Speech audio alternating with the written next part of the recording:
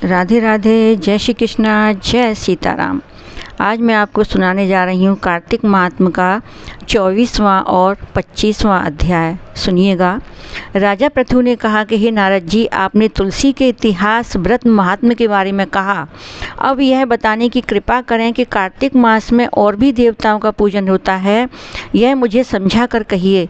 नारद जी ने कहा, पहले समय में पर्वत के निकट कर्तिपुर में एक धर्मात्मा धर्मदत्त नामक ब्राह्मण रहता था। वह भगवान विष्णु के सब व्रत करता था। एक दिन कार्तिक मास में वह एक पहर रात शेष रहने पर जागरण के लिए भगवान विष्णु के मंदिर में हर प्रकार की सामग्री लेकर जा रहा था कि मार्ग में उसने एक बड़ी भयंकर राक्षसी को देखा, जिसके बड़े बड़े दांत, लपकती हुई जीभ और लाल लाल नेत्र थे। उसका शरीर नंगा और मांस रहित था। उस भयंकर राक्षसी को देखकर धर्मदत्त बुरी तरह से कांपने लगा। कुछ उपाय न देखकर उसने पूजा वाली थाली और जल का लोटा उसके ऊपर फेंक दिया, क्योंकि उसने भगवत नाम का जप करते हुए वह सामग्री और जल का लोटा जिसमें तुलसी दल पड़ा था उसके मारा था, जिससे उसके जन्म जन्मांतर के पाप नष्ट हो गए और पूर्व जन्म याद आ गया।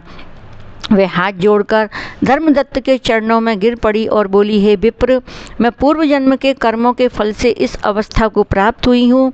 नारद जी ने कहा कि हे राजन, उसे इस प्रकार प्रणाम करते देख अति विस्मित होकर धर्मदत्त ने पूछा, तेरी यह अवस्था किस कर्म के फल से हुई है? तू पूर्व जन्म में कहाँ रहती थी और तेरा कैसा चरित्र था? यह सब कुछ मुझे बता।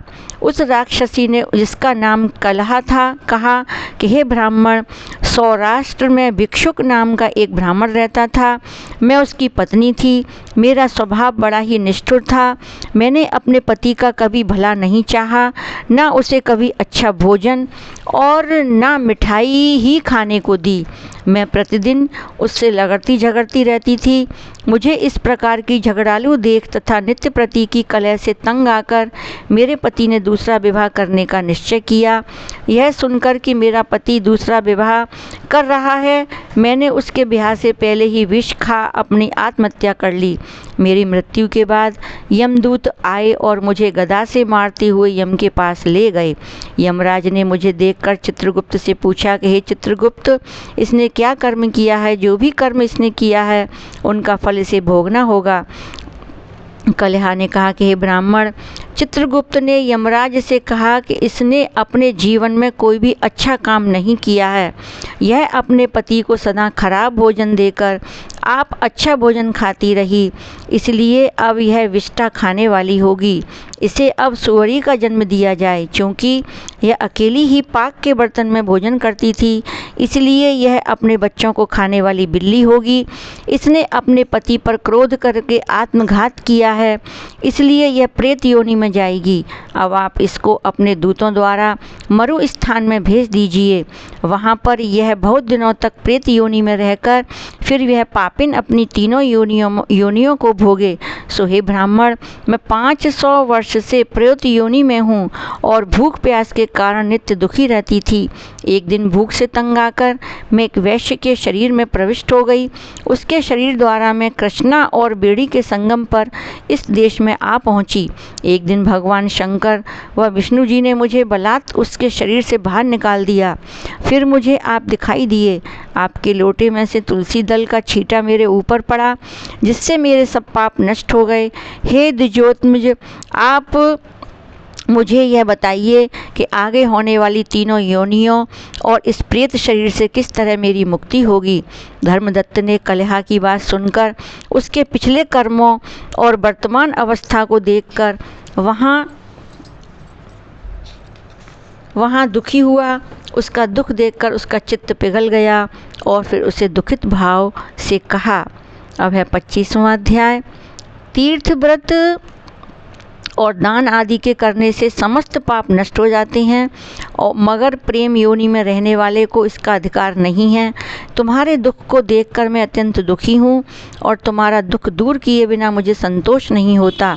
तुम्हारे पाप बड़े भारी हैं, क्योंकि यह तीनों योनियाँ बहुत बड़े पाप करने वालों में ही प्राप्त होती हैं, और प्रेत योनि तो थोड़े ही पुण्य से नष्ट भी हो सकती है, लेकिन मैं तुम्हें इस योनि से अवश्य छुड़ाऊंगा।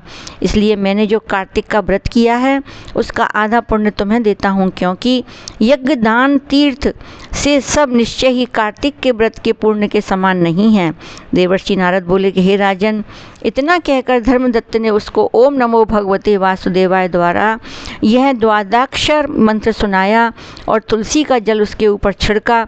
बस फिर क्या था, क्षण भर में वह प्रेत योनि से छूट प्रज्वलित शिखा के समान दिव्य रूप धारण कर लक्ष्मी के समान सुंदर हो गई।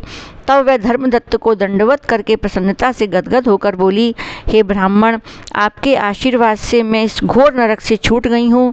मुझे पाप सागर में डूबती हुई के लिए आप नौका के समान हैं। नारद जी ने कहा कि हे राजन, अभी कलहा इसी प्रकार कह रही थी कि वहाँ पर विष्णुगढ़ एक दीप्यमान विमान लेकर आए। विमान के द्वार पर अप्सराएं और गढ़ बैठे हुए थे। धर्मदत्त ने उनको देखकर प्रणाम किया। पुण्यशील और सुशील नामक भगवान विष्णु के गणों ने धर्मदत्त को अपने हाथों से ऊपर उठा उसका अभिनंदन करके कहा कि हे द्विजश्रेष्ठ, आप धन्य हैं जो सदा भगवान विष्णु के व्रत कथा और सेवा में लगे रहते हैं। आपने जो अपने बाल्यकाल में पवित्र और शुभ कार्तिक व्रत किया था उसके आधे फल से कलहा के पूर्व जन्म के एकत्रित पाप नष्ट कर दिए हैं। यही नहीं, आपकी कृपा से उसके सैकड़ों जन्म के पाप नष्ट हो गए हैं।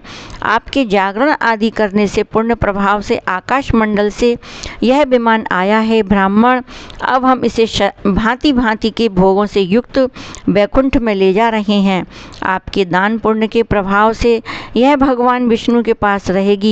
आप भी इस जन्म के बाद अपनी दोनों स्त्रियों सहित वैकुंठ में विष्णु जी के पास रहोगे और मुक्ति प्राप्त करोगे। हे दया सागर, वह मनुष्य धन्य है और जन्म उन्हीं का फलीभूत है जिन्होंने तुम्हारी तरह विष्णु जी की भक्ति की है, क्योंकि भगवान विष्णु अपने भक्तों को भला क्या नहीं देते हैं। जिन्होंने प्राचीन काल में उत्तानपाद के पुत्र को ध्रुव पर पहुंचाया, जिसके सुमरन मात्र से प्राणियों की मुक्ति हो जाती है।